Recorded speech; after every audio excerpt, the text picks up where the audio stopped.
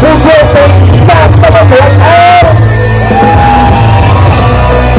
1-2ในจากนักพูดนี้ครับแล้วก็ให้เกียรติทุกท่านทุกไรครับและต่อโอกาสนี้นะครับเรียนเชิญนะครับขวดน้ำเมื่อทีมงานธุรการขวดน้ำพื้นเมื่อพื้นเปียกทีมงานสมบัติไปขวดน้ำนะขวดน้ำทั้ง2 มุมแดงทีนี้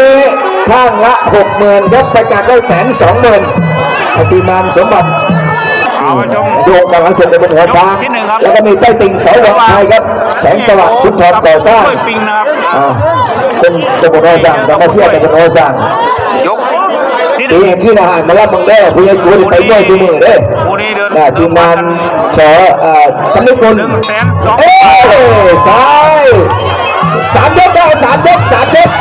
การขาดีตัวเลยโม่ไปที่บอลแล้วตัวมาผู้ใหญ่คุณโชคดีตรงนี้มาที่ส้มเลยเฮ้ยตรงนี้มาที่ส้มนะข้อไหนใส่ได้ใส่แพทย์ประจำสนามก็แพทย์อดิศักดิ์โสระถาวรนะครับต่อสีสุขเจ็บซ้าย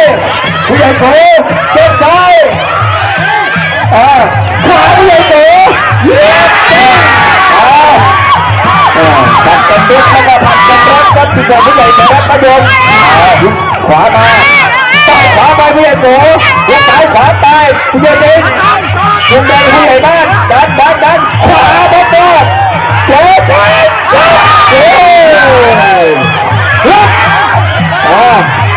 ยืนเดินจะแย้งเลยนะยืนหัวกับน้องตาทีหนึ่งดูมีความสุขครับตัวขวาเท่าไหร่บอกเลยสุ่มทางขวาก็ผู้ใหญ่เป็น120,000แล้วครับผู้ใหญ่กับผู้ช่วยเดินซ้ายทีมขวาขอบคุณท่านประพัฒน์ทุกอารมณ์นะจากกกท.ศรีสะเกษนะครับวันนี้ท่านมาดูมวยด้วยเล่นแดงคือเล่นแดงคือเล่นแดงเพราะนั่นอย่างนี้มันลงดูมา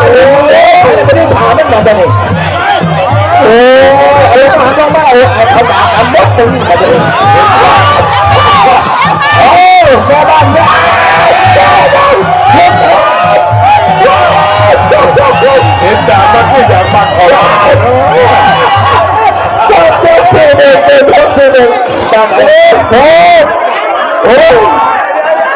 ต้องอีสานขึ้นมาต้องอีสานครับต้องอีสานจากต้องอีสานครับดงเทศบาลกับแดนลูกแก้วแจ้งยอดเลยออกการบินไทยยกที่2คู่นี้3 ยกนะครับ3 ยกครับมีอะไรที่บอกยืนมวยเสร็จตัวครับดูก็หน้าเวทีเวลาเป็นคนรับผู้ใหญ่ตึงจากตะบนหัวช้างผู้ใหญ่โตจากตะบนสำรองครับผู้ใหญ่ในตะบนแดงผู้ช่วยนั่นเองได้สุดไม่รอครับผู้ใหญ่ไทยรัฐกับชาวบ้านทำออกที่พวกเราเนี่ยซ้อมอยู่กับทีมงานของพงศ์เกษมชัยผู้ใหญ่ใต้ซ้ายผู้ใหญ่โตซ้ายยกซ้ายทีขวาเนี่ยผู้ชายจริงมาตั้งการคือโมเมนต์หนาหมอลำไหนเนี่ย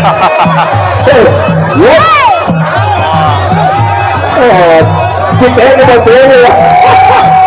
เอาแม่ผู้ใหญ่เองนะฮะมาเล่นตัวเองที่กันเน้น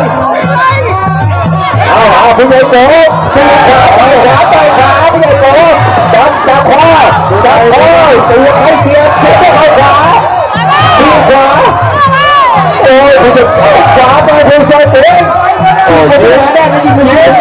ขวาขวาไปผู้ใหญ่ที่ขวาผู้ใหญ่โตขวาไปเดินหน้าผู้ใหญ่โตซ้ายขวาลูกนี้นะ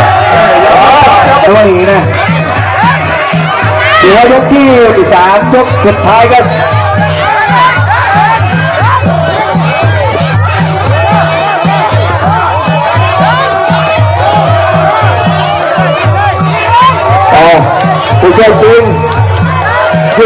จะตีออกอาวุธเดี๋ยวตีน่ะผู้ใหญ่ทุกนักลงเลยไม่ต้องไปควงหนักลงเลยแต่ตั้งแต่ลงก็พอลงหาบล็อกเลยเอาใจช่วยครับข้างล่างเลยขวานี่พอได้ยกนะครับ3 ยกยิงออกแล้วโอ้จะเข้าด้านหลังไม่ช่วยกันทีนี้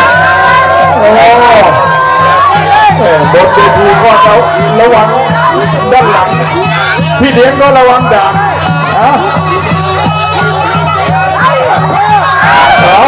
แสนสองมาไปที่จะโตเต้ใส่ตีเลยเดินไม่ได้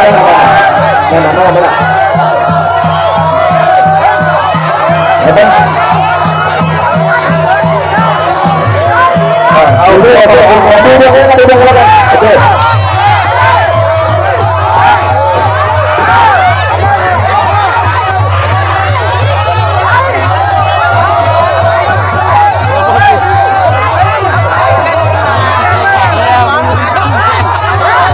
มุมแดง